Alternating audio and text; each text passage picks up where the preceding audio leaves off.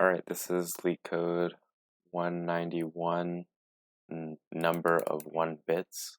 This is considered an easy question, but it can be a little confusing if you're not familiar with some specific operations in whatever programming language you're using.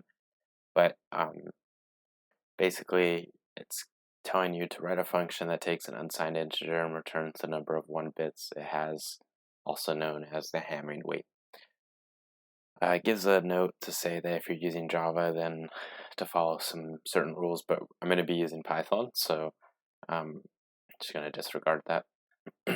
So for example 1, given this input here, bunch of zeros followed by 1, 0, 1, we would output 3 because the binary string has 3 ones in it, or 3 on bits, and so forth. For this one, we'd output 1, so it's pretty self-explanatory. But how would we do this? One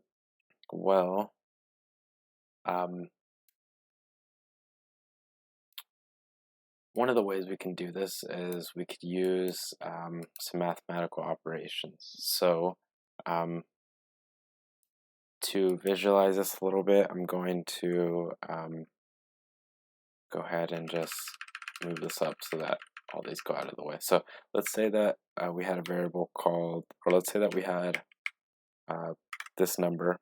How would we, I'm going to get ahead of myself. How would we extract this one value here? Since we know that this integer is going to have a 0 or a 1, we could do what? We could use this remainder, or it's also called modulo or modulus operator, and we can do remainder 2, and that will give us whatever this last value is. Because we know that there's always going to be a 0 or 1 in here, this will give us, if there's a 1 in here, it's going to give us 1. If there's a 0 here, it's going to give us 0, right? So that's going to give us 1. Another example of remainder, say 5 remainder 2 would give us, it would also give us 1 because 2 goes into 5 2 times, which is 4, plus an extra 1. It doesn't, 2 times 3 is 6, which would, if we did the remainder of this, we'd have a remainder of 0. So that's kind of how the remainder thing works. But an easy kind of trick to get this 1 out of this value, because we know this string or this integer is always going to have 0 or 1s in it, is that we can just use modulo 2 to extract this last value in the integer. Okay, and then once we do that, how are we gonna truncate this last value? How are we gonna get rid of this last value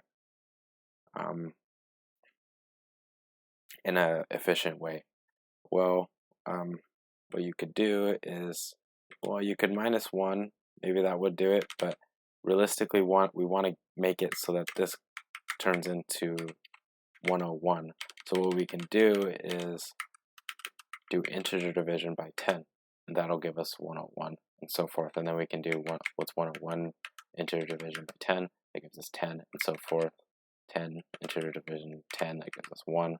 1 integer division 10, that gives us 0. Okay, so these are the operations we're going to use to solve this. And basically what we're going to do is we're going to perform this modulo by 2, and if it's equal to 1, we're going to increment a counter variable.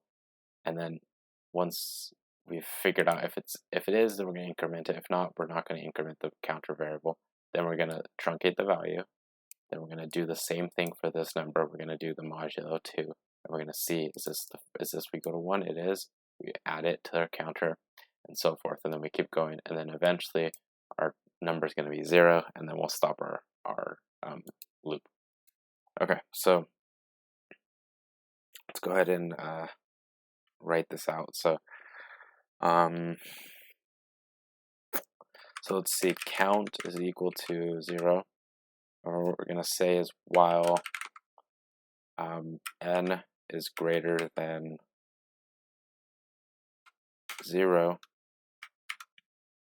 what we can say is, n is greater than 0, we can say is if n modulo 2 is equal to 1, then we know that we found a 1.